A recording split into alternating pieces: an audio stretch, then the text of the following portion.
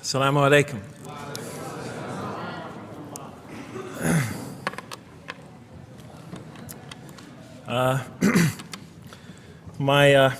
I've come from the University of Kansas. We're playing in the Final Four this very instant. So I want to let you know that you've asked a lot of me today. No, I'm just joking. All right, very briefly, I just want to talk a little bit about what the Quran has to say about the purpose of life.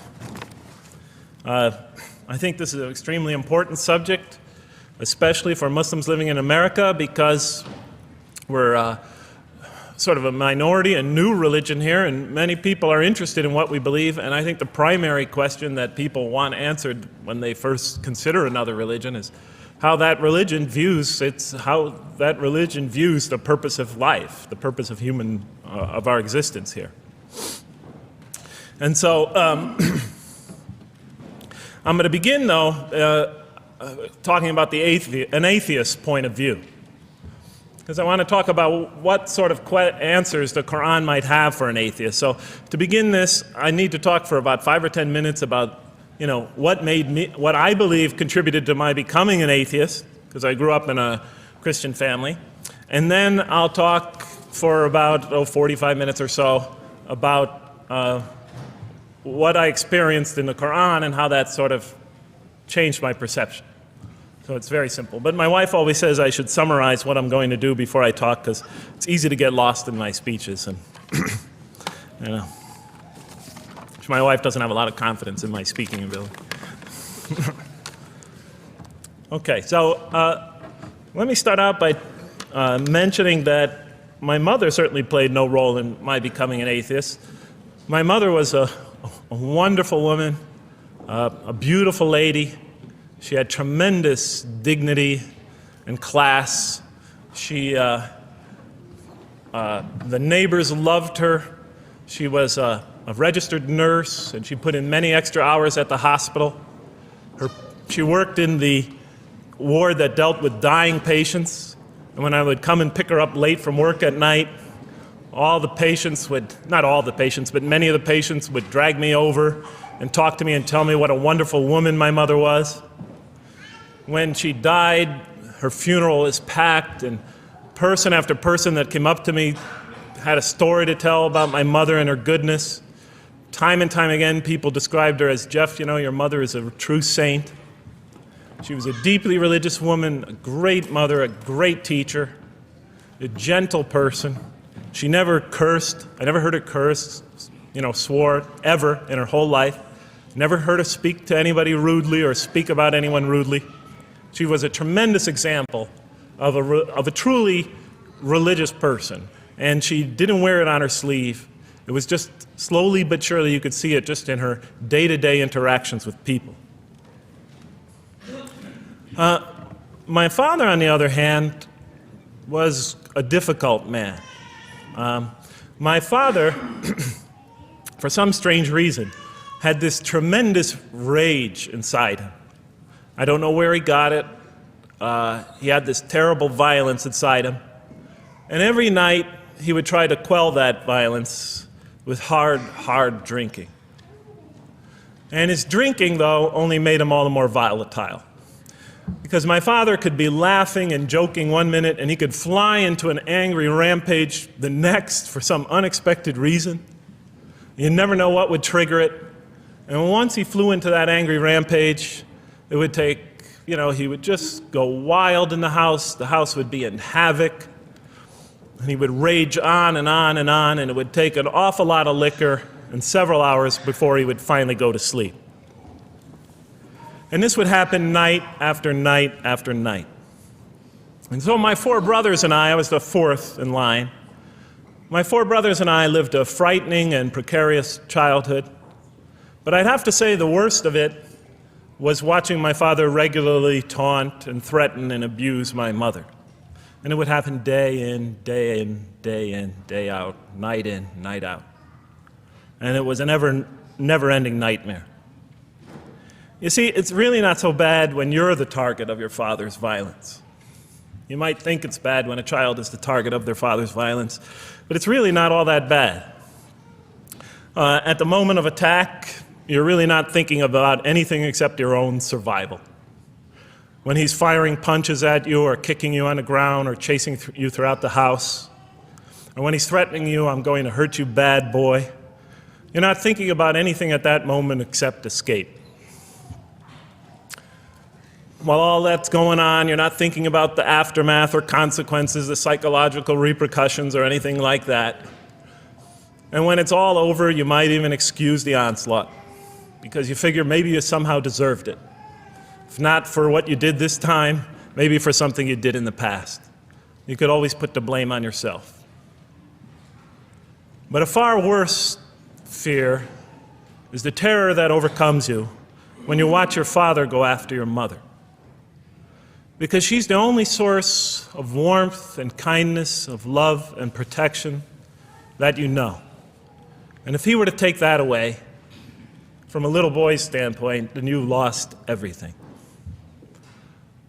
But far worse than the fear is the guilt. And it comes over you from several directions.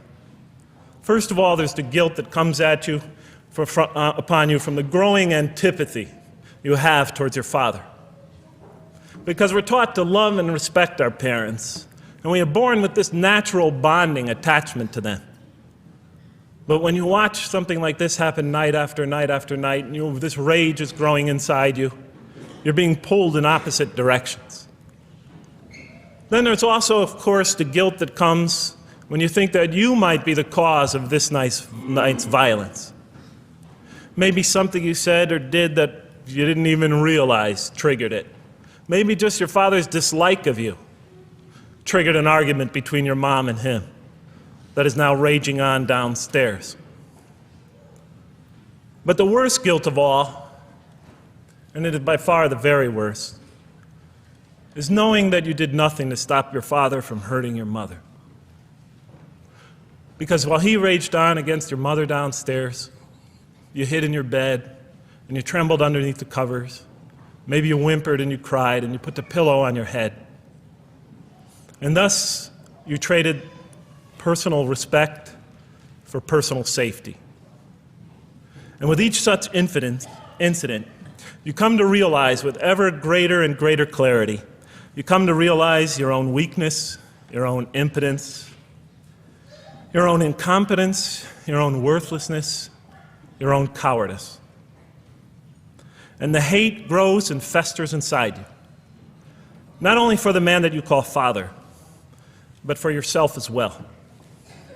It is a terrible, terrible thing to make a young boy choose between his mother and himself. It is extremely unfair. I noticed that tomorrow there's going to be tomorrow morning a lecture about spousal abuse given by Dr. Shaheen Rizwan. I hope you'll all attend it. I think it's a very important subject. When I was little, I used to daydream about life without my father. I just wanted the violence to go away. I wanted not to be afraid anymore. I felt like I was trapped in a bad dream and there was no way out. And so I prayed to God again and again and again to remove my father from our lives. But he was always there, and very soon I began to wonder if God really was. I could not fathom why God would subject my mom to such lifelong punishment. I could not imagine what great sin she must have committed, or that we, her children, must have committed to deserve my father. I didn't have the maturity to sort out such questions, but I had enough fear and anger to provoke them. I was too young to see the wisdom in allowing my mom to suffer the violence and abuse of my father. I was too young to understand why God would let innocent children tremble night after night after night in their beds, fearing that they might not see their mother the next morning. I was too young to see how the mercy of God could even extend to my father with all his terrible failings. All I could see in my world was chaos and violence and fear, and so it became easy for me to question the existence of God, and I began to do that at a very early age. I think I'll even say that the turmoil of the 60s and 70s That's the age when I was a teenager in the late 60s, early 70s. Only reinforced my skepticism. When John and Robert F. Kennedy were assassinated, or Martin Luther King was gunned down, when Vice President Agnew was kicked out of office and Richard Nixon soon after him, when the race riots erupted in city streets like mine, and gang fights erupted in our cities, many of those which I was involved in, when I saw the bizarre and senseless carnage of Vietnam, they all confirmed the lesson that was already ingrained in me and that my father had taught me so well, that the world is dominated by random, consuming, undiscriminating violence. And very soon I began to ask why. Why would God make it that way? Why wouldn't he just pop us into heaven from the first and spare us all this suffering? Why does he let little children in Vietnam get napalmed and run down the street naked on fire when they had done nothing to deserve it?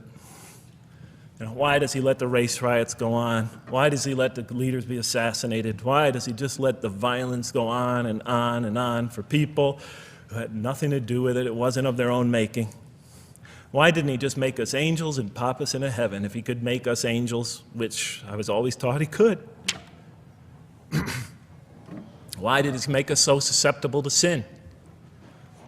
Why didn't he make us impervious to it, like he made the angels? Is this the best world he could create, I thought? Is this the most perfect world he could create for our existence, for our beginning? I just couldn't figure it. And all the explanations I received from priests and doctors and lawyers, from whoever, spoke to me or taught me, they just didn't make sense to me. In any case, so I became an atheist when I was 16, even though I was going to Catholic school at the time. Declared myself an atheist in one class. It was a confrontation between me and a priest. We were talking about God and the purpose of life. And I expressed my views, and he said, well, then you don't believe in God. I said, well, I guess I don't. And then through my junior and senior year of high school, I got an F in religion, even though I continued to do very well on the tests. In any case, when I was 28, to make a long story short, some friends of mine gave me a copy of the Quran. And one night I was sitting in Diamond Heights, my apartment in Diamond Heights in San Francisco. I was working that time at the University of San Francisco. I was 27, 28 at that time, I can't remember. And I ran out of stuff to read, and I took this gift that my friends gave me and I began to read it. And I came to the first verse. Well, I opened the Quran, read the first page, then the second, and then very quickly, in the second surah, about 37 verses into the Quran, I came upon the story of mankind. And I have to admit, I read through it very quickly. It was about 9, 10 verses long, story of the first man and woman. And I recognized some of the details. It was similar to what I had learned when I was a child, but I noticed that there was something wrong. It was apparent to me that whoever authored this Quran, of course I wasn't a Muslim at the time, so I didn't have any idea who that was, whoever authored this Quran clearly did not understand the real meaning of the story, because they had obviously gotten the details confused. They didn't even understand the whole purpose of the story. And so I just read through it once, and then I read through it again, just to try to see what kind of point the author was making, and then I read through it a third time and a fourth, and then I realized this is something strange going on here. I'm going to read this much more carefully. I'm going to need to go through this story line by line, verse by verse, because it's obvious that the author is trying to bring out another point. And I wasn't quite sure what it was, but definitely he packs a lot of meaning into almost every word. And I thought the writer at least seems to have a great measure of brilliance. And so I'll try to sort of take you through what my experience was as quickly as I can. So I came to the 30th verse of the second surah, Surah Al-Baqarah, and it began like this. It said, "Behold, your Lord said to the angels, I am going to place a vicegerent on earth." The Arabic word is khalifa. It means a representative or an emissary of mine. "I am going to place a vicegerent on earth." And they said, the angels said, "Will you place therein one who will spread corruption and shed blood, while we celebrate your praises and glorify your holiness?" And God said, he said, "Truly I know what you do not know." See, that's the verse that hooked me. That's the verse that caught my attention. That's the one that kept on making me read the story again and again and again. Because listen to the way it begins. Behold, your Lord said to the angels, I am going to place a representative of mine on earth, a vicegerent of mine, an emissary, one who acts on my behalf. I thought, that's not the way it goes. You're not supposed to be placing man on the earth in some positive role, some elective office. You place man on earth as a punishment for his sin. Clearly, I knew the author didn't quite get the point. But still, it was an amazing line. But then I come to the next line, and it says, and the angels say, will you place her in one who will spread corruption and shed blood, while we celebrate your praises and glorify you? I looked at it again. I couldn't believe the question. They said, will you place her in one who will spread corruption and shed blood, while we, the angels, celebrate your praises and glorify you? I looked at that and I said, exactly. That would be my question. Why would you create this being, supposedly for some positive role, when he's capable of doing tremendous wrongdoing? When he could spread corruption and shed much blood? Why would you create this violent and pernicious creature when you could create angels? As the angels clearly say, while we, the angels, celebrate your praises and glorify you. They're asking one of the most fundamental questions in the entire history of religion. Why create you, man, this utterly fallible creature, this creature who could rebel against God's will, who could do such tremendous wrongdoing, who could wreak havoc like no other creature on earth, when you can make them angels? And look where the question is being asked. It's being asked in heaven. It's almost like saying, look, why don't you just make them angels and be up here in heaven with us, you know? Why don't you just make them angels, pop them into heaven, he's fine. Why would you put him on earth where he could feel distant from you, where he could work out his worst criminal tendencies, act them out, feeling somehow independent and apart from you and free to do whatever he wants, when you could just make them angels and put them into heaven and make them perfectly submissive to your will? I looked at that question and said, that's my question. I'm not even a single verse into the story of mankind, and there before me I see my question. That whole question, everything that I ever thought, everything that I ever experienced, everything that I ever knew was in that question. It was as if the author took my life and wanted to pick out exactly the right question to humiliate me, to provoke me, to anger me. Why create man, this most destructive and violent creature, when you could make him angels? And then look at the answer. And he said, God said, truly I know what you do not know. You know, in modern parlance, we would say, I know exactly what I'm doing. I read that and said, what? You know what you do not know? You know exactly what you're doing? Well, please inform me. Tell me what you're doing. Because, you know, I'm 28 years old and I haven't figured out it yet. And I have a lot of issues that I'm still dealing with that's connected to this question. You can't just get off that easy. You can't just tell me you know exactly what you're doing. Not after what I've been through. Not after you made me this way. And then I realized, of course, I was arguing with a God I didn't even believe in.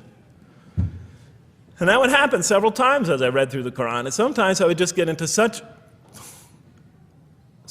agitated by what I read, I'd start arguing with this voice that I'm reading before me, that's calling to me. So we turn to the next verse. It turns out that the Quran just doesn't dismiss the question. It starts to answer it a little bit. And in the next verse it says, and he taught Adam, God taught Adam, the names of all things. And then he placed them before the angels and said, tell me their names if you are right. So this verse is clearly referring to the previous one. But notice what it says. Now, from my own background, I remember Adam naming things, but it wasn't connected to any answer to any philosophical question. But here, notice what it says. And he taught Adam the names of all things. And I realized already, just from the first verse, you got to read these verses very carefully because it's packed with a lot of symbolism and meaning. And he taught Adam the names of all things. So here we see Adam is not only just a creature who knows how to name things, who's acquiring the gift of language, but he's also a learning creature. God is teaching him. And right here, right in this verse, and it'll come even clearer in the subsequent verses, that the very first thing that the Quran is going to emphasize here is man's intellect. He is a learning creature. He is taught. And what is he taught? What is one of the great intellectual gifts he's given? In response to the angel's question, the gift of language. Because through language, mankind can not only learn, but he could learn things not only through his own experience, but he could learn things that other people have experienced of times and places that are hundreds, thousands of years and miles separated from him. And so that all our knowledge becomes cumulative. Every generation learning from the generation before it. I'm learning today from authors I read from other sides of the world that may have existed 2,000 years ago. And so we all contribute to our collective learning and knowledge.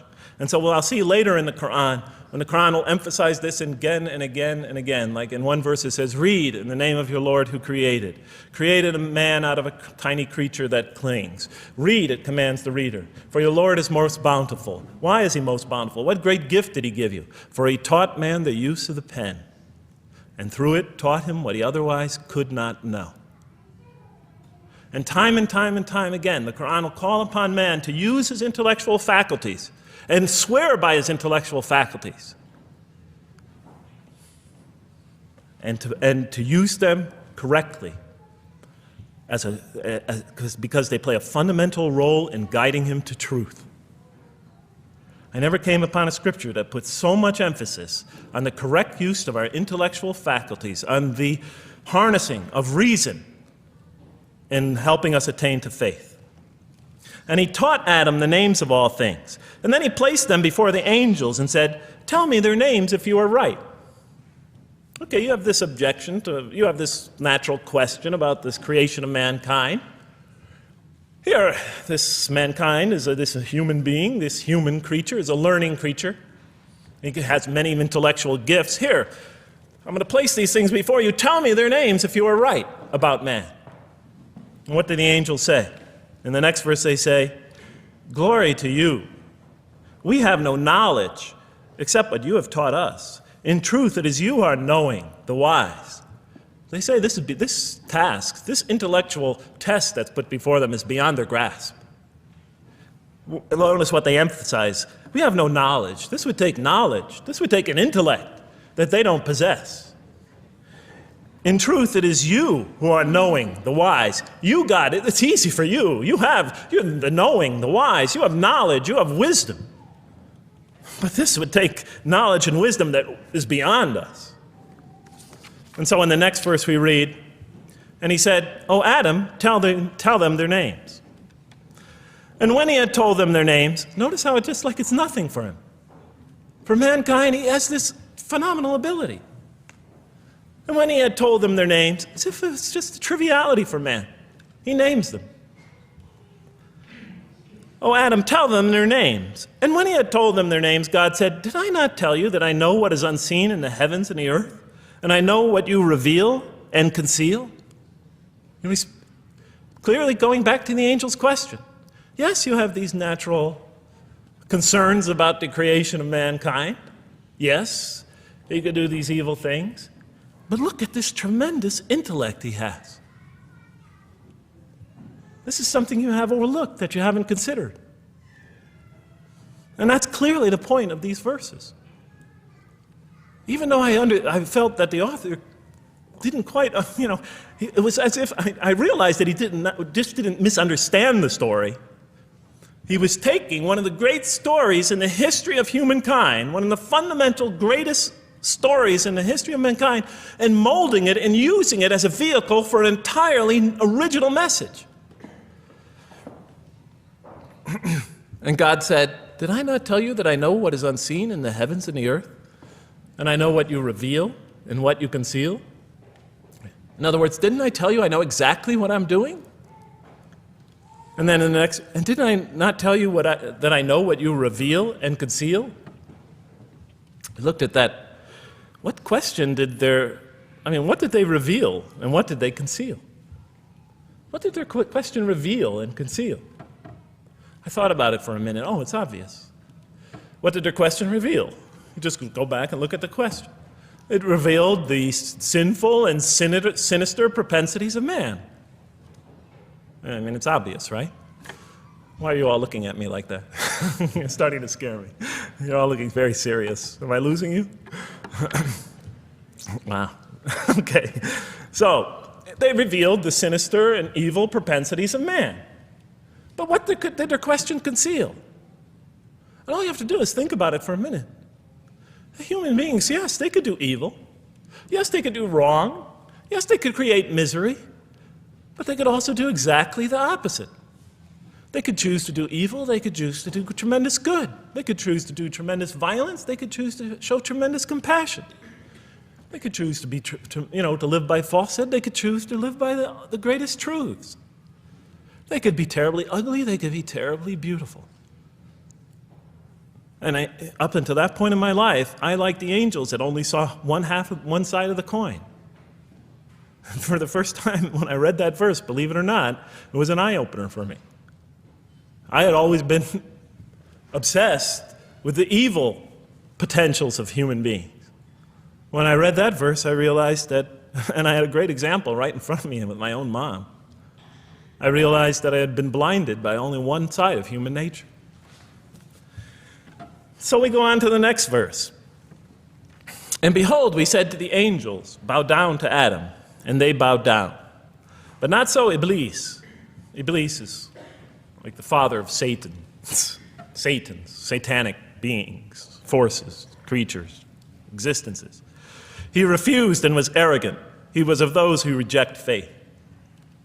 An interesting statement. And behold, we said to the angels, bow down to Adam. And they bowed down. Bowing down could symbolize two things. Bowing down could symbolize the superiority or potential superiority of one being over another, and so they bowed down to them. Bowing down could also mean that they serve that creature in some respect. Of course, the Quran says that all beings serve God, all created beings serve God. But this verse seems to be indicating, and the rest of the Quran will make it clear, that these angelic beings, these angelic entities, will serve the development of mankind. We'll even see later that the satanic beings serve the development of mankind. Both forces, angelic and satanic, will serve the development of mankind. Because one will present man with a choice to do the most altruistic things. The other will simultaneously try to influence man in the opposite direction. And so human beings will be moral creatures, and they'll have to make moral decisions. And it's in those moral decisions that they will grow spiritually and morally as human beings. And they'll take that into the next life. And the angelic and the satanic forces will be catalysts for those moral choices that they make. They will heighten the human being's awareness of the rightfulness and the wrongfulness of the choice he's about to make. And the self, the soul, the nafs, as they say in Arabic, will have to make the ultimate choice between good and evil. And that choice, that test will come again and again and again as human beings either grow or decline. And those tests will come again and again and again to try to help him towards his spiritual evolution, to bring him back, but that choice is ultimately ours. But I'm getting ahead of myself. And so we said to the angels, bow down to Adam, and they bowed down. But not so Iblis. Iblis is Satan, this rebellious force, this evil prompter, the one who whispers into the human heart. He comes into being. And with the introduction of Satan, we have the introduction of evil, that evil influences on human beings. And notice why Iblis does not bow down. He refuses because he was arrogant. You know, we often hear what's the root of all evil? In the West, it's always money, greed, etc. Here the Quran says that, seems to be saying that the root of all evil is not always material wants. It's not always money, it's not always greed. At the heart of evil is arrogance. Putting yourself above all others. Of assigning to yourself special priority and neglecting the rights of others. Of pride and arrogance and envy, the source of evil. He was of those who reject faith. I looked at that verse and I said, okay, I mean, I get why you would create angels, to sort of influence man in a positive direction. But why in this story now are you introducing Satan? What sort of role was Satan play? And then, of course, you just think about it for a minute and you say, yes. The story is telling us that on one hand, we have these magnanimous urgings come from one direction. On the other hand, we have these satanic urgings coming from another direction. In other words, the Quran is telling us that man is not only a learning creature, but he's a moral creature. He has understanding of right and wrong. And God infuses those, allows those influences to come to him. Man is not only an intelligent being, but a moral being. And so, the Quran is not all that difficult to understand. You just sort of read it, I found, and you just sort of follow your nose through it and see what it's saying. I'm sure as most of you in this audience know.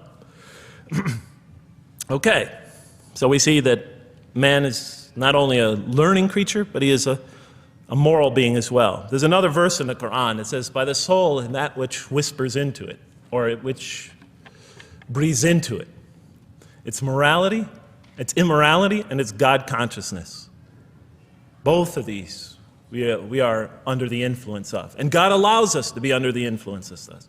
He creates us to be exposed to both influences. And then the verse says, truly he is successful, who causes it to grow. Causes his soul, his self, his real self to grow. And truly he is lost, who stunts it, who disallows, who destroys his personal growth. So mankind is not only an intellectual being, but a moral being. And we said in the next verse, O Adam, dwell you and your spouse in the garden, and eat freely thereof what you wish, and eat freely thereof what you wish. But come not near this tree, for then you will be among the wrongdoers. I looked at this verse and I was starting to wonder if the author was drifting back to the old story again. I was confused. And we said, O Adam, dwell you and your spouse in the garden, and eat freely thereof what you wish, but come not near this tree, for you will be among the wrongdoers. I thought it was drifting back to the old story. Man sins, man's punished for his sins with earthly life. Maybe the author is drifting, he had a good idea, and now he's drifting back to the sort of traditional story. Maybe he couldn't make his mind up what story he wanted. Except for a couple things about this verse, and this happened with almost every verse as I read through it, is that the whole tenor of the passage is sort of not what you would expect. I noticed that the Quran in this story has a tremendous penchant for understating things. Because it says, and said to Adam, dwell you and your spouse in the garden, and eat freely thereof what you wish, to Adam and his spouse. But come not near this tree, for you will be among the wrongdoers. I mean, there's no sense of God being threatened by the possibility of man eating from the tree. In this story, we don't see in this verse, we don't see that God is nervous at the prospect, that he's threatened by the prospect, that he's anxious about it. The tree that he picks, it seems like he's just picking out any tree. Nothing special about the tree. Go not near this tree, for you will be among the wrongdoers. Satan will later come to him and tell him it's a tree of eternal life, of a kingdom that never decays. Turns out to be a complete falsehood in his part. Nothing special about the tree. It's just a tree. God's not nervous at the prospect at all. In the tradition that I came from, God is threatened by the prospect. He has to put an angel with a fiery sword by to protect the tree so that mankind never goes next to it again. I'm not putting it down, I'm just pointing out the difference of the story. They're both beautifully told. But he has to guard the tree. Why? Because if they eat from it, they'll become gods like us. This man, he already has a rebellious nature. Can you imagine if he eats from this tree? Can't let him get near that tree.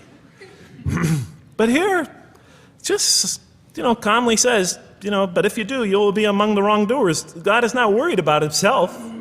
It's just warning man, making it clear that if you do this, you've committed a wrongful deed. Again, the whole tenor of all these verses that you read through it is God knows exactly what he's doing. Okay, next verse.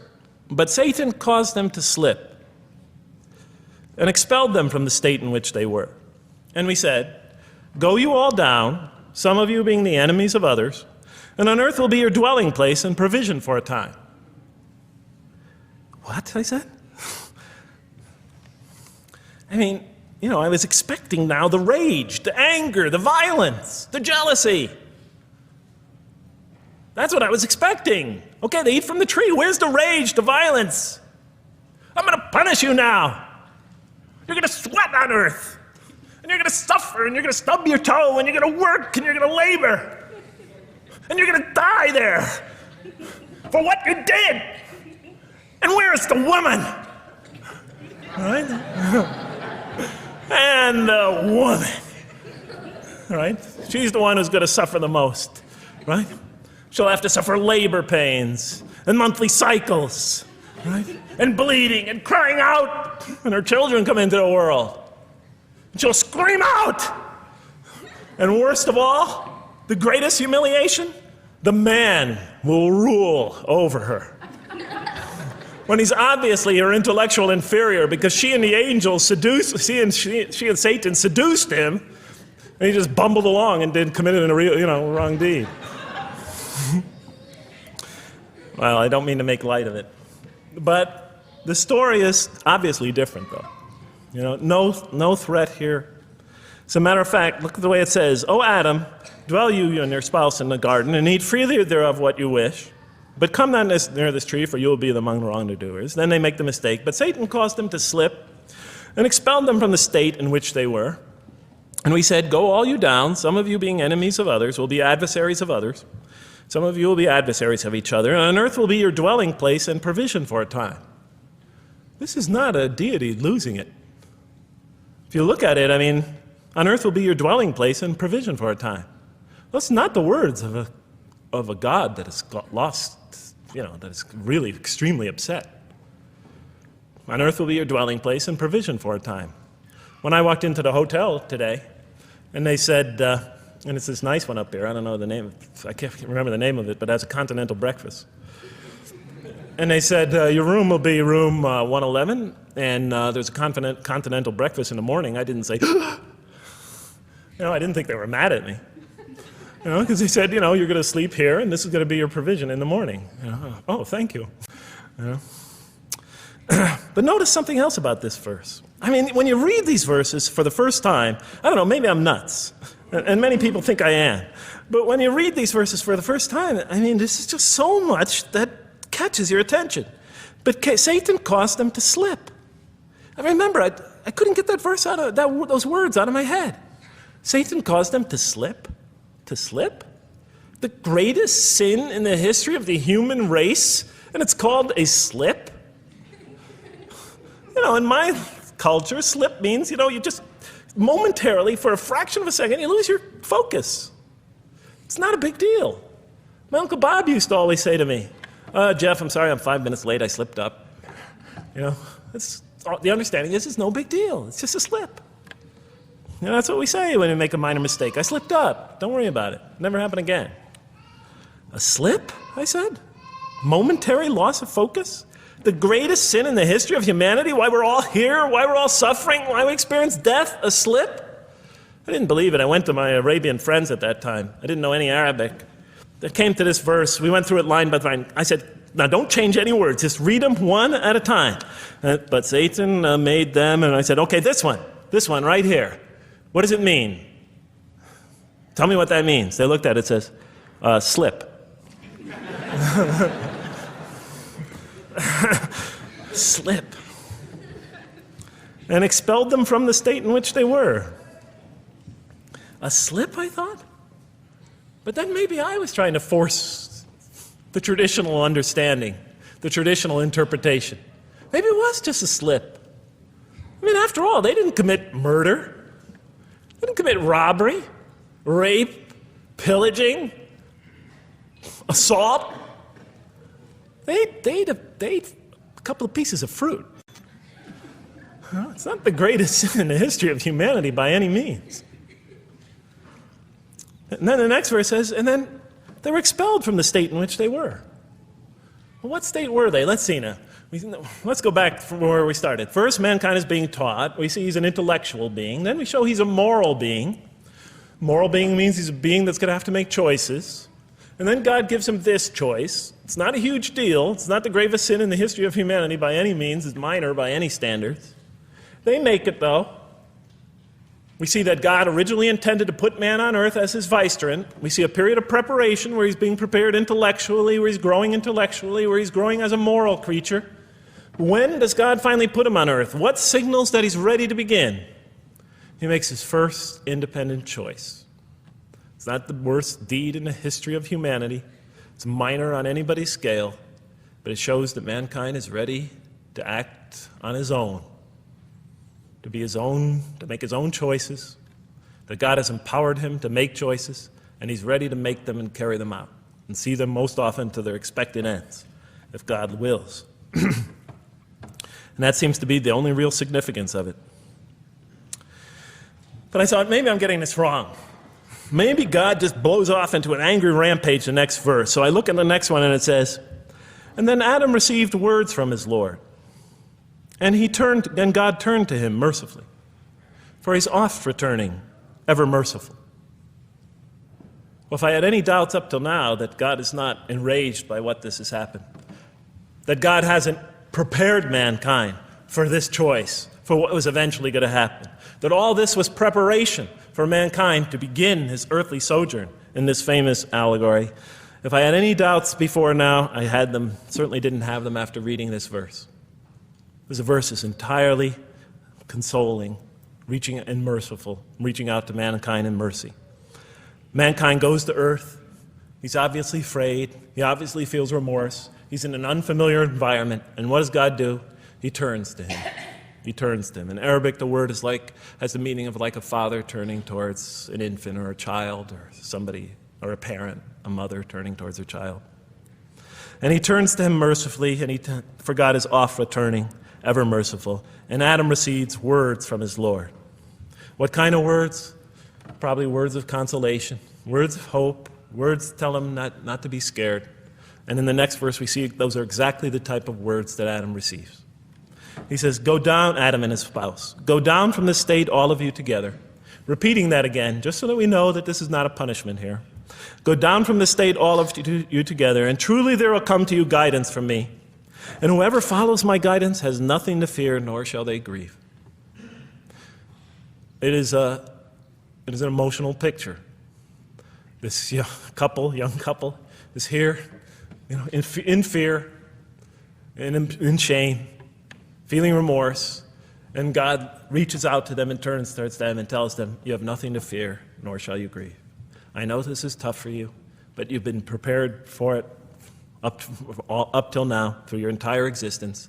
It had to happen. This is a necessary stage in your development, in your growth, but just hang in there, follow my guidance, be true to me and I'll be true to you. I'll guide you, I'll help you, I'll do whatever you need. Just follow my guidance and you have nothing to fear, nor shall you grieve. Okay. So I was impressed.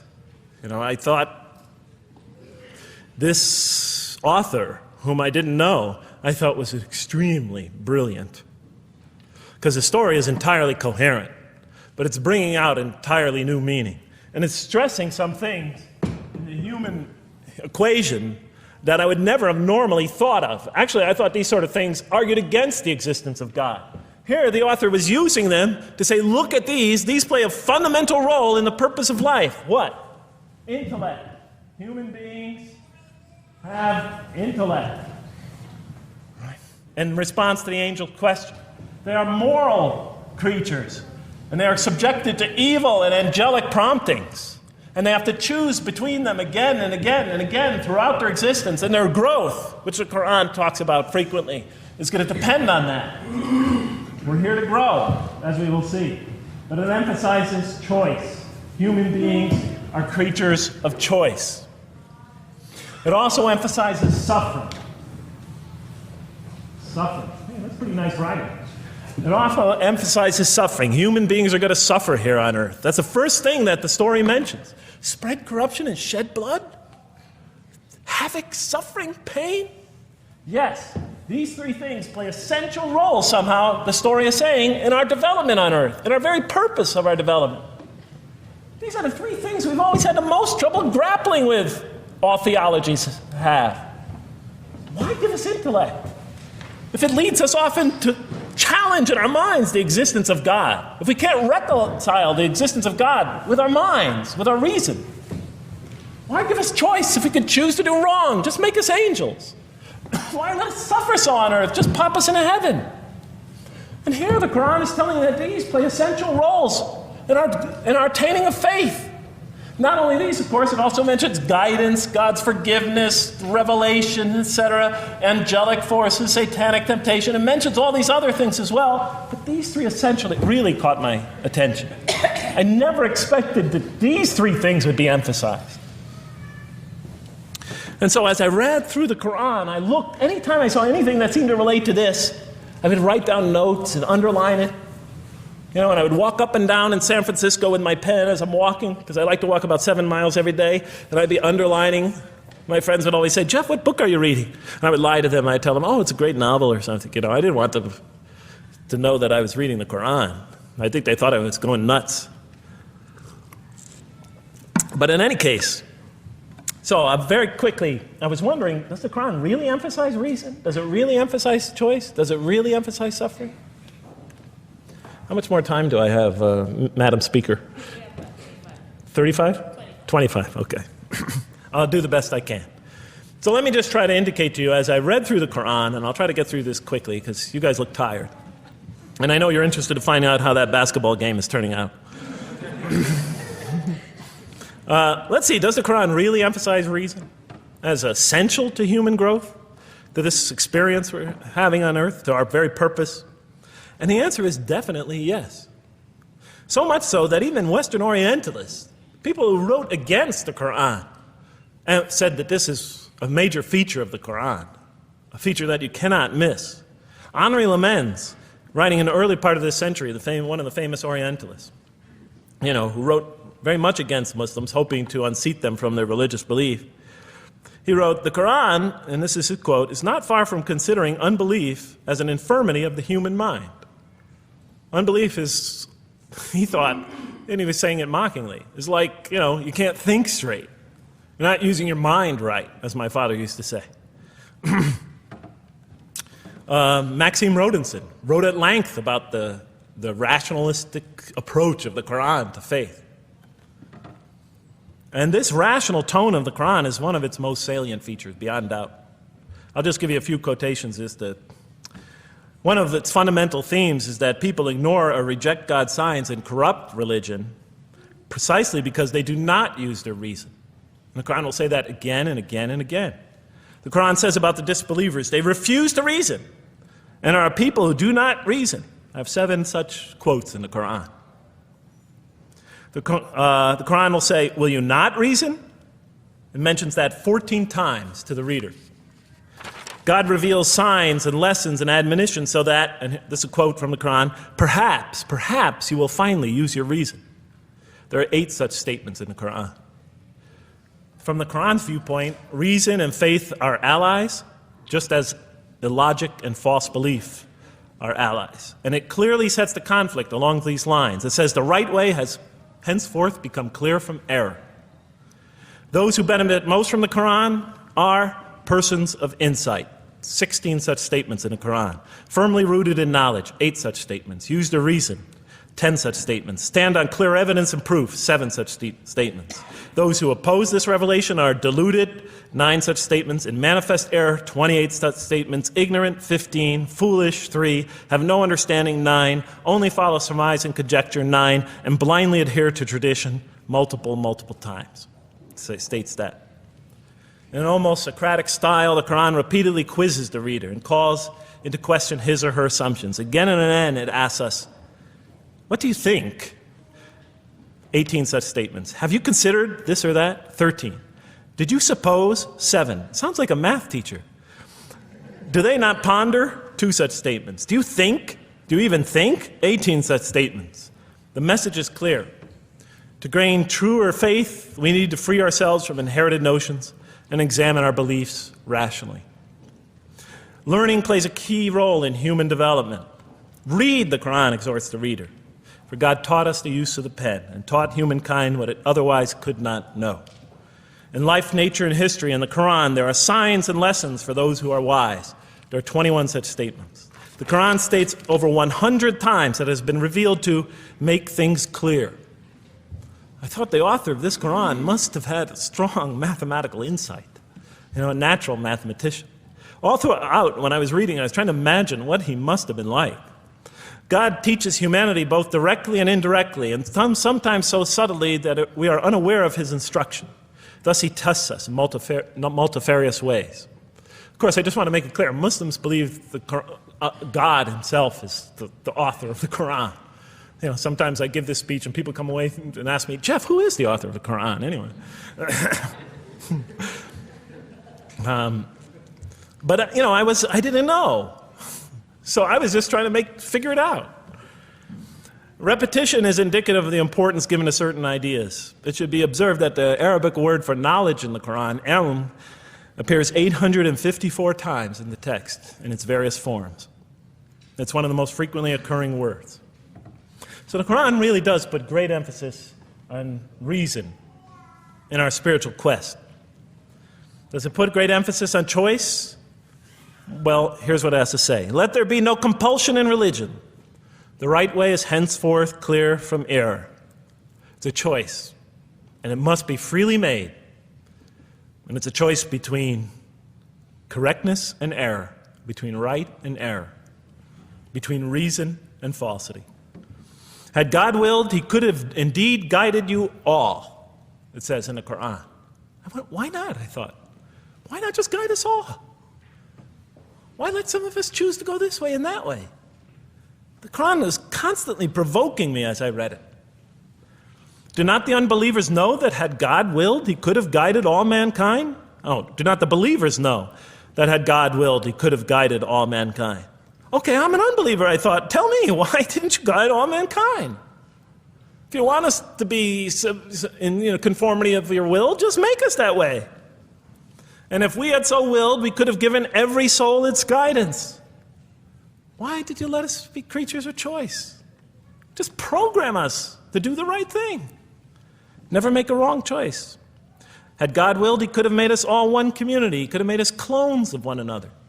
But he didn't. It wasn't part of his plan. Enlightenment has come from your Lord. He who sees does so to his own good. He who is blind is so to his own hurt. It's your choice. Says it again and again in the Quran. Remember when I was reading this, I was a disbeliever. And this scripture is constantly reminding me, it's your choice, Jeff. It's no compulsion in this. It's your choice. It's up to you. You're probably not reasoning correctly here. Think a little harder. Come on, try. It's just a few more steps. And whoever is guided is only to his own gain, and whoever is stray, I am only a warner. It's your choice. We have revealed to you the book with the truth for mankind. He who lets himself be guided does so for his own good. He who goes astray, it's to his own hurt. It's his choice. There are many, many such references. I'll stop there. But you get the point. The Quran clearly emphasizes that choice plays a key role in our development. But what about suffering? Suffering's the biggie, right? That's the real major question. What does the Quran have to say about suffering? Because every religion deals with suffering in a different way. It's either something you have to be saved from, and so some religions stress salvation, or it's something that you have to sort of transcend through meditation and training, so you can sort of not feel it so much, get above it and beyond it. Some religions see it as primarily punishment. Some of the more ancient religions see it as the result of the precarious and whimsical, control of many gods working against each other, playing with human beings. Different religions have dealt with it in different ways. But almost all of them, I would indeed say all of them, have sort of seen it as something not so good. But let's see what the Quran has to say about it. Something to be avoided, to transcended, to be saved from. The Quran says just the opposite. You are going to experience it.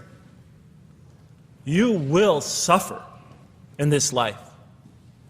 And it plays a fundamental role in your development and your growth and in what you are to become. This scripture didn't just say you're going to experience it. It said you should embrace it. You should struggle through it. Your life should be a struggle, it says. It should be a jihad. Yeah, right? But that's what it says. Jihad means struggle. When the Quran most says jihad, it's very seldom, it's most often not in the context of fighting. Qital is the Arabic word for fighting. But it says even in the Mecca verses, long before Muslims had to defend themselves against their oppressors, it mentions that you have to struggle in the path of God. With the Quran, it even says. Struggle in the path of God with this Quran. Life is a struggle. It says in one verse, most assuredly we will try you with something of danger and hunger and the loss of worldly goods, with the loss of your lives and the fruits of your labor. Most assuredly we will try you. It's not just talking about evil people, good people. But give the good news, the glad tidings. Be happy for those who are patient in adversity and suffering. Good news, I thought? Doesn't the author understand the terrible effects of suffering? Give the good news to those who are patient through adversity, who when calamity befalls them say, truly unto God we belong and truly unto him we shall return. In other words, that this could benefit them. It was a remarkable statement. Here's another one. Do you think that you can enter paradise without having the like of those who passed away before you? And the next verses start to explain these people were good people who suffered terribly. Do you think that you can enter paradise without going through the same? Why, I thought?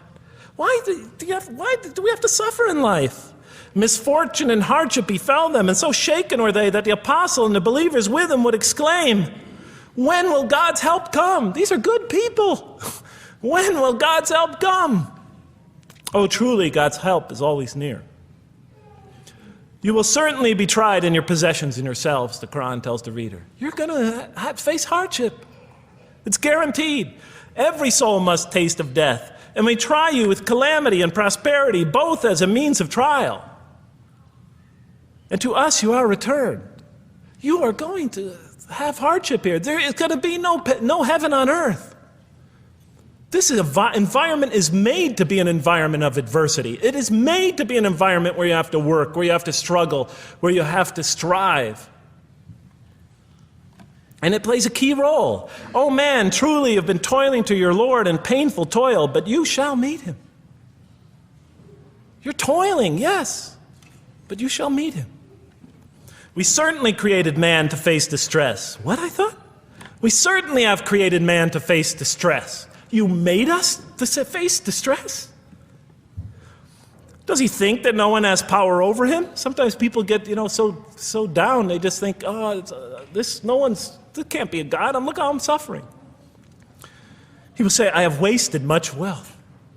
Some people just become totally devoted to worldly aims. Does he think that no one sees him?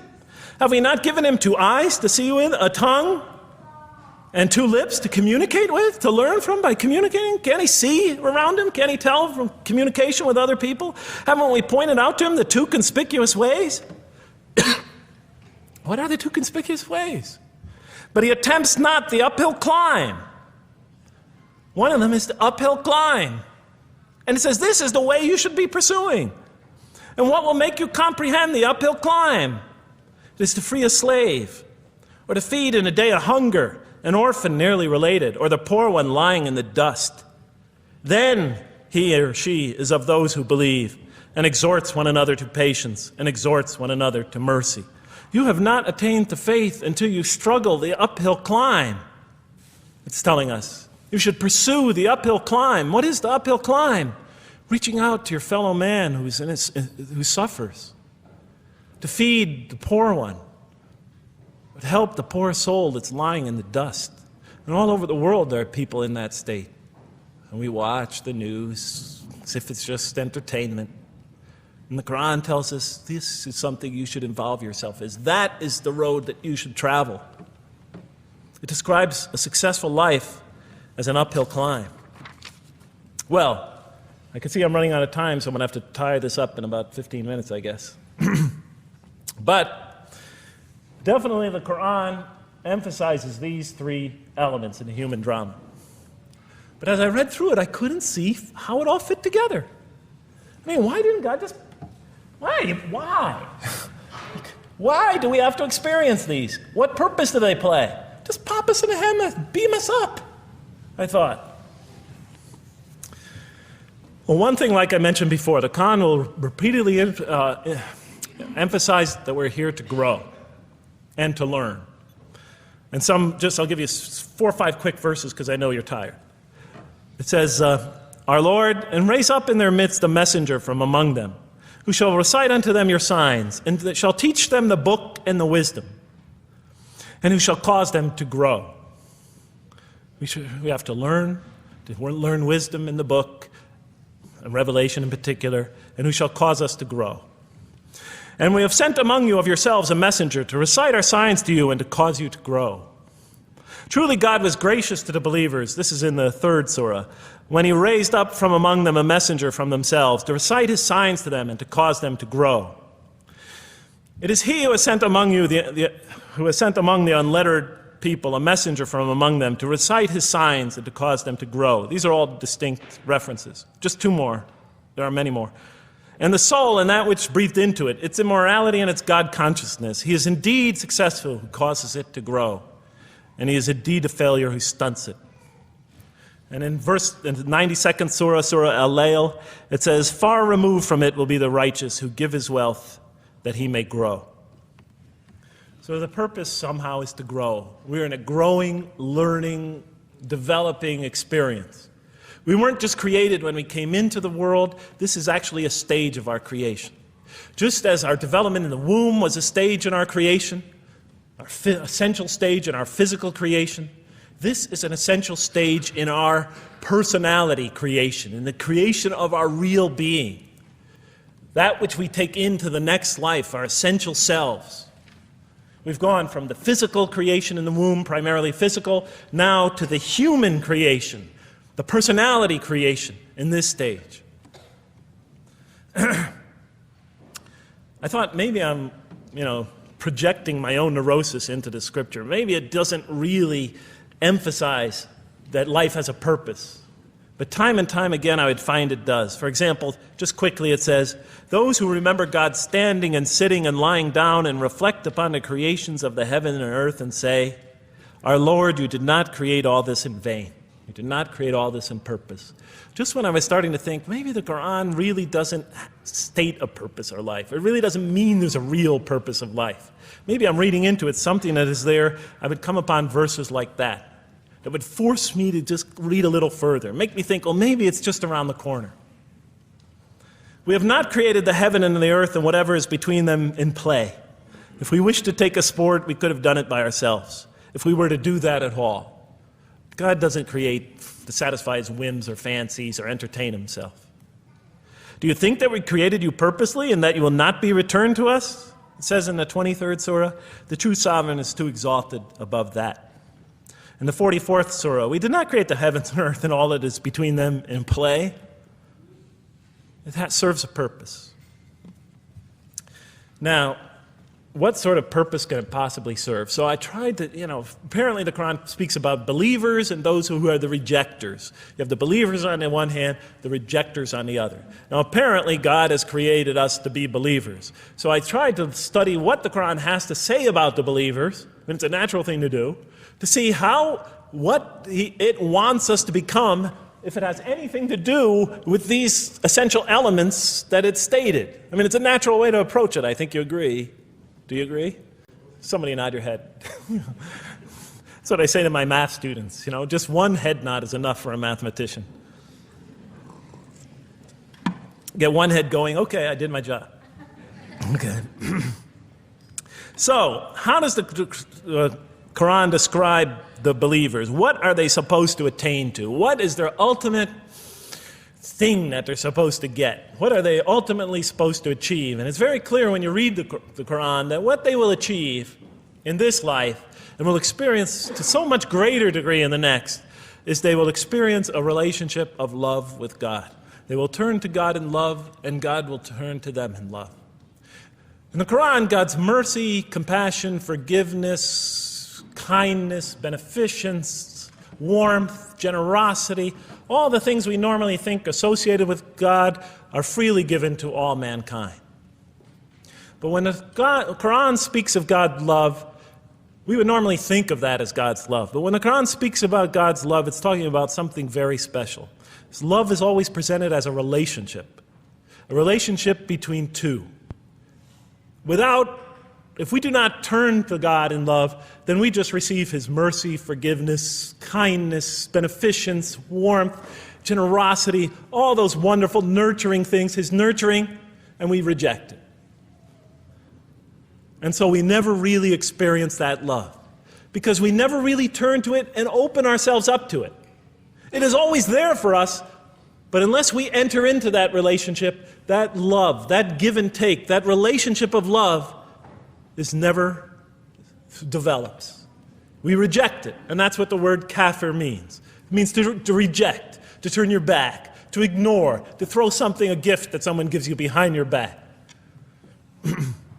And so the Quran tells us that the believers will experience this sublime relationship of love. It says, "Yet there are men who take others besides God as equal, loving them as they should love God. But those who believe love God more ardently. Say, if you love God, follow me, and God will love you and forgive you your faults, for God is the forgiving, the merciful. O you believe, if any from among you should turn back from his faith, then God will assuredly bring a people he loves and who loves him." And throughout the Quran, I'll mention time and time again that God loves the believer. God loves this type of person. God loves that type of person, and so forth and so on. So it's quite, and I'm trying to pick the speed up here, so you'll have to excuse me for that.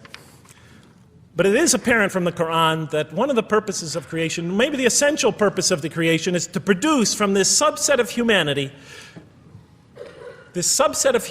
that will freely enter a relationship of love with God. They will not only experience the beauty of other relationships in their lives, but this love that they will experience with God is the sublime experience that they will enjoy. Not only in this life, but infinitely greater in the next, when all the distractions, all the masks are stripped away. Okay, I thought, you created us to love you, for us to turn to you in love and to experience your love, to receive and experience your love. But why do you need these? Just pop us into heaven, love us, and make us love you. Program us to love you. You'll make my dog love me. Do the same sort of thing. I kept on coming back to the same issue. Just do it. Okay. Still couldn't see it, and I was almost through the Quran, and I thought either I'm dumb or this scripture just never really got to it. Okay, so I didn't give up. I thought, okay, what's the next natural thing to do? Okay, so we're here to develop this relationship of love with God. The Quran tells us that, if we are believers and we do good, we'll experience great joy and peace in this life, not only through our relationship with God, but through complementary relationships with all the people around us, and this world will be a one for us of peace and serenity, even though we have to struggle and survive and suffer. But I couldn't see, how this all tied in with this suffering business, and why he couldn't just put us into heaven. So what's the next natural thing to say? Okay, so we're created to have this relationship of love with God, to enter this relationship, to experience and receive all that he has to offer us. So the natural thing to do is to study the two partners in that relationship. What does the Quran have to say about us, the believer? What does it ask of him and her? What does it require of them? And then what does the Quran tell us about God? And then is there some essential nexus, some essential connection between them, and does it have anything to do with these? Because if the Quran doesn't show that, then the essential link that links all this together, that pieces it all together, is missing. And as I thought to myself, whoever this author is, and by now I knew he had fantastic genius, even though he came from the primitive confines of the most backward, most uncivilized sector of humanity, of people that had no literary history, really, to speak of, no great works of literature, no scriptures that preceded him, even though he came from the desert of culture, even though this came out of that environment, and the mind behind it had to be tremendously and phenomenally genius to come out of that surrounding and produce something like this. If that essential link was missing, I knew that, he was great, but, and extremely great. But, what do you expect? How could anybody answer those questions? Nobody in the history of humanity has been able to answer them. Okay, so I thought, first I'll see what the Quran has to say about the believers. What does it require of them? Then what it has to say about God, and see if there's some essential link. Are you following me? You're giving me the note. Get off the stage. Okay, I'll do my best. It's a deep subject. We're almost done. Bear with me a few more minutes. I'm sorry, really. I know Siraj Wahaj, when he gives these sort of speeches, he always says, okay, I'm finishing up now, and then 10 minutes later he says, you thought I was telling you to... I won't say that, but just give me a few more minutes. Bear with me. Okay, quickly. What does the Quran ask of the believers? From the Quran's many exhortations and its descriptions of acts and types of individuals loved by God, it's not difficult to compose a partial list of things that the Quran wants us to do, which it calls good deeds, time and time again. To believe in God, to have faith in God, to have a relationship with God, and to do good. So what does it describe as these good deeds? Well, as I read through the Quran, it says that, can I take this away? Remember, intellect, choice, suffering. It says we should show compassion. Show compassion. We should be merciful. I have the references here, but just excuse me, I'm not going to list them all. We're running out of time. We should be forgiving. Forgive others. We should be just. We should protect the weak and defend the oppressed. Defend the oppressed. We should seek knowledge and wisdom. Knowledge, wisdom. Bear with me, ladies and gentlemen. We should be generous, truthful, and we should be peaceful. And we should love our fellow man. Love others. I'll just give you one verse because I know we're running out of time, Madam Speaker. Truly those who believe and do good will the most merciful endow with love.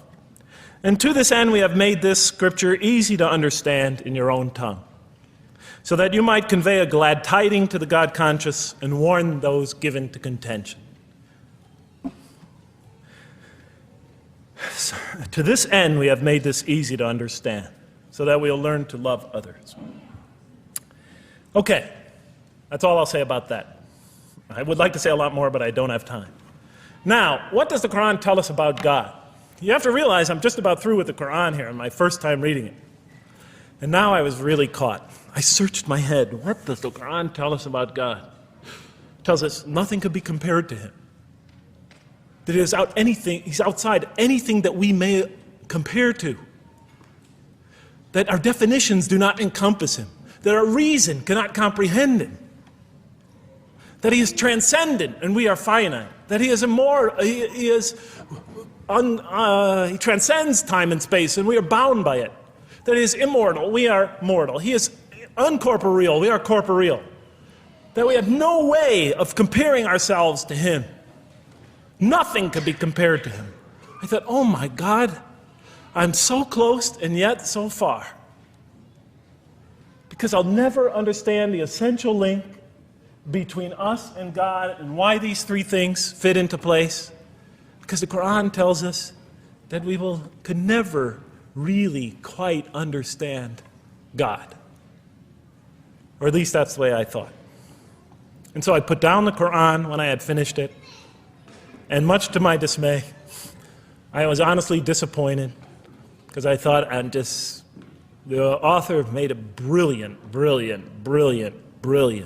try, but he never quite made it. And so I was sitting in front of, about 3-4 weeks later, I was sitting in Diamond Heights in my apartment watching a football game, I think it was. And you know, sometimes things just slip into your minds when you least expect them, and I'm sitting there watching it, and all of a sudden into my mind came a thought. And I said, wait a minute. The Quran does tell us so much about God. It tells us again and again and again, but somehow I just missed it. Just skimmed over it every single time. Because if you turn to almost any page, if you turn to the beginning of any surah, you could see time and time again essential information about God that I just thought was sort of a literary device, something to make it just sound more beautiful. Because if you turn to the beginning of any surah, you'll see the words Bismillahir Rahmanir Rahim, in the name of God, the most merciful, the most compassionate. If you read almost any passage, long passage, when you come to the end of it, it's punctuated by dual attributive statements like God is the merciful, the compassionate, God is the forgiving, the gentle, God is the kind, the protector, God is the generous, the truthful, God is, and so forth and so on. There are tens of thousands of such references in the statements in the Quran. What the Quran defines as God's most beautiful names, His attributes of perfection, repeated again and again and again on almost every page. And as I sat there, sitting by the television, I started to jot them down in my, on my little piece of notebook there. Same notebook I used to jot these down before. And I began to list from my own mind the attributes of perfection as I remembered them. And they were, God is the compassionate. God is the merciful. God is the forgiving. God is the just, the protector, the defender of the oppressed and the weak, the knowing, the wise, the generous, the kind, the truthful, the loving, the peaceful, the source of all peace, the truth, and so forth and so on. Every item I had listed in my list for the qualities that we human beings are supposed to develop, the Quran was telling me had its infinite source and perfection in Allah, in God. And then all of a sudden, all the pieces fell together. Then I suddenly saw it, as I see most of you probably see as well. That now, suddenly it all began to make sense to me. In what way do I say that?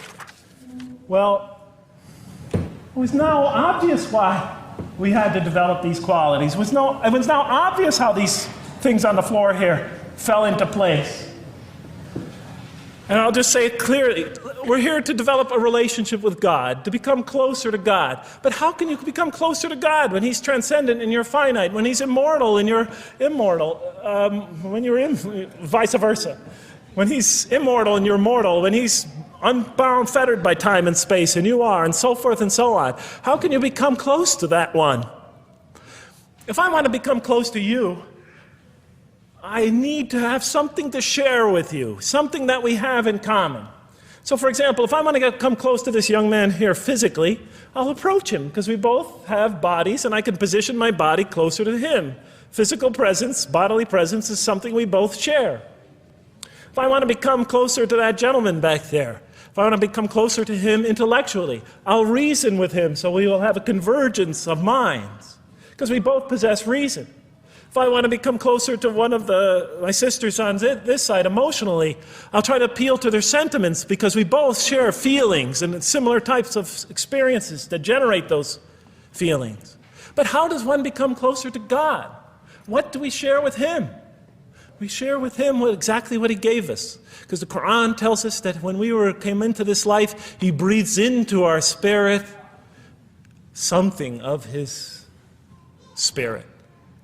And that we come into this world with the seed of these very qualities within us. And we could either kill them, stunt them, as the Quran says, or cause them to grow. And when we grow in these, we grow in our ability not just to experience tremendous beauty in life through all this, but we grow in our ability to receive and experience the infinite beauty, the infinite peace, the infinite truth, the infinite compassion, the infinite mercy, the infinite, etc., all the way down the list, that only comes from the infinite perfect source of all these. The more we grow in mercy, the more we grow in our ability to receive and experience in this life and in the next, to an infinitely greater degree, the mercy of God. The more we grow in compassion, the more we grow in our ability to receive and experience God's compassion in this life through prayer and through ritual and through contemplation and through other experience of others. And of course, infinitely more in the next life, the compassion of God. The more we grow in our truthfulness, the more we grow in our ability to experience God, the truth, because all truth comes from God. The more we grow in these things, the more we grow in our ability to receive and experience God's attributes of perfection. The more we grow in our ability to receive and experience His being. And that sort of nearness we are growing to Him is tied to our essential nature and to His. It's more than just physical nearness. It's more than just a convergence of ideas. It's more than just a convergence of feelings. It's a convergence of essential beings. It's the closest type of nearness two can feel, two can experience. I'll just give you a quick analogy, because this helped my children. Let's pretend I have a goldfish, a dog, and 3 children. 3 daughters, let's say. And I do have 3 daughters. No matter how much of my love, compassion, forgiveness, caring I pour upon that goldfish, it could only experience it to a tiny degree. It might not even really be aware of it, because it's a very primitive creature. But my dog, on the other hand, when I show it all my kindness, all my love, all my compassion, all of what is essentially me, it can experience it to a much higher degree than my goldfish. And through its interaction with me, through its own trying to give its own self to me, we could experience a quite wonderful relationship. But my children, especially as they grow older and go through their own experience and their own development, could receive and experience all the love and the compassion and the forgiveness and the caring and the generosity and the protection, everything I have to offer. They could experience my being to a much higher degree than my dog ever can. And we could have a relationship of beauty that I could never have with my dog. As much as I love animals, having had 3 daughters, I know that the relationship that you have with 3 beautiful daughters could never even come close. No other relationship could approximate that. Of course, my relationship with my wife is also extremely beautiful, and she might hear this. And she's a wonderful woman, really. I mean, she's the source of so much beauty. But, okay, Madam Chairman, I am ready. So that seems to bring it all together. So now, I thought, wait a minute. That doesn't explain this. Why the intellect? Why the choice? Why the suffering? I thought, you almost had me, this Quran. You almost duped me. You almost tricked me, seduced me into accepting this philosophy. But wait a minute. What about intellect, choice, suffering? Why do we have to experience these?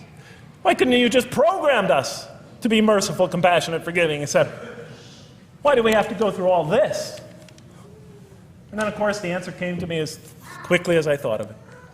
So we are creatures, and we grow, and we become.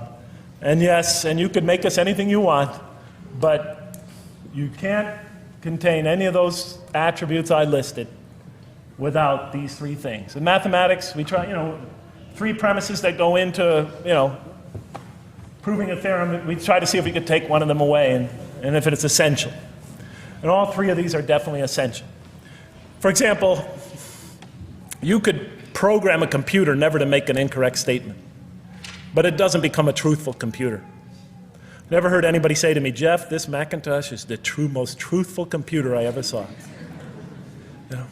If it's programmed, it's not truth. You could program a CAT scan to help the sick, but it doesn't become compassionate. Never heard a doctor say, Jeff, if you want to see a compassionate CAT scan, you come right over here. Right? Because all those things, compassion, forgiveness, truth, caring, love, all are born out of choice, suffering, and reason. In order to do a compassionate deed, when we consider reaching out to someone in compassion, that person, first of all, that's inconceivable without the presence of suffering, an environment where there's suffering. And when we decide to help them or not, we reason in our minds, what is this going to require of me? It's going to require some suffering on my part, some of my giving of myself. And without that mental process, it doesn't become a compassionate deed. And if it isn't by choice, it's not a compassionate deed. It's that choice that makes it compassionate. Same thing with truth. Truth is a choice between telling the truth or not telling the truth. Oftentimes we tell it when we're at risk to our own personal loss. The more suffering that might come out of that choice, the greater is the truth behind it, the greater an act of truthfulness. And all the time we have to weigh the consequences of that choice. If I tell the truth there, my teacher's going to give me an F. If I don't tell the truth, I might get an A. We weigh it in our mind. Last example, the famous wedding vow. Do you take this woman to be your wife in sickness and in health, for richer or for poorer, until death do you part? What are they asking us? Do you knowingly make this choice, understanding full well what's at stake here? That it might involve richness but poverty, health or sickness, that suffering's going to be involved until death. Once a young lady told me, you never really loved me. Because when the growing got tough, when things got hard, when we hit rock bottom, when my life fell apart, you just got up and left. And she was right. And she understood full well that that's what love is all about. It is through giving and suffering together and hanging in there with each other and not bailing out and persevering through suffering, making that choice and knowing what you're doing. All those three things are essential. So it's very easy to see why the Quran stresses these. For in order for us to grow in these, I dropped it, we have to have these. And that's why it's very easy to see, ladies and gentlemen, why the Quran, 30 seconds, Madam Chairman, why the Quran talks about sin as self-destruction. The Quran says when we sin, we commit, the Arabic word is dhulm, or zum, however dialect you have. Dhulm against ourselves. We oppress, we destroy ourselves. Because when we don't grow in these, when we grow in the very opposite of these, we are literally destroying ourselves. When we grow into the things that are antithetical to these, we are destroying our natures and will not allow ourselves to receive and experience the beauty that could be in store for us this life and the next. It's like coming into this world and developing in the womb none of the physical things you need to experience comfort and joy and peace and happiness on a physical level in this life. It's as if you're coming into this life and you've destroyed yourself physically somehow in the womb, and you came into it and you had nothing to protect you from the cold, from the heat, from the harshness of the elements, from germs, from disease, nothing to protect you, nothing to satisfy, give you the ability to satisfy your thirst or your hunger, nothing for you to experience any physical comfort. This is all that matters as we go into the next life. If we don't develop these through our relationship with God, our very purpose of our being, then we will experience terrible suffering in this life, worse than if we came into this life in a physical state that didn't avail us of any of the comfort of this life. And so it'll be worse than fire. It'll be worse than endless fire. It'll be worse than the worst hell we could possibly imagine. So the Quran tells us, that yes, when it talks about heaven and hell, it's used very powerful symbolic language, but what it essentially is telling us is imagine the greatest joy and wonder and peace and serenity you could ever experience, and that's what's open to you on the one end. But on the other end, imagine the most terrible suffering that you could possibly bring on yourself, and you could also do that to yourself as well. It'll be worse than anything you could have ever imagined. So, and it's, the Quran tells us that God says on the day of judgment, I did not harm you in the least. You destroyed yourselves. And it could say that in total objective truth. And that's why the Quran, well, I think I'll leave it at that because Madam Speaker is about to shoot me. I still have other things to talk about, but I want to find out how that basketball game is going. So thank you so much for listening to me for so long. And may the peace and mercy of Allah be upon you all. I didn't mean to try to scare anybody at the end. That wasn't my goal. I was just trying to make a point. And may the peace and mercy of God be upon you all. Thank you so much. Assalamu alaikum.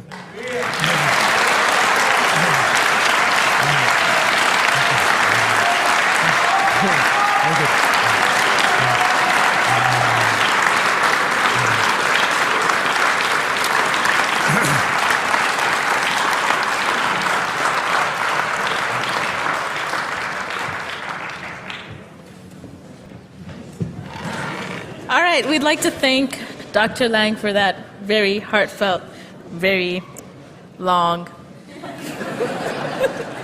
presentation. I have a few things to say before you all leave, so just be patient with me for a second.